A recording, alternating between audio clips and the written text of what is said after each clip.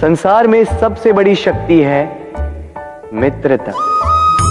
यदि सच्ची मित्रता प्राप्त हो जाए तो वही सबसे बड़ा धन है। जब आप कठिनाइयों में होंगे तो मित्रता शस्त्र बनकर सहायता करेगी।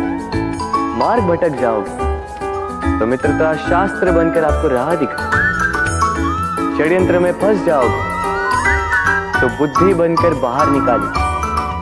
अकेले हो जाओगे तो ममता बनकर साथ निभाएगी। तो यदि इस संसार में कुछ कमाना है तो धन नहीं, मित्रता कमाओ। और स्मरण रखिए,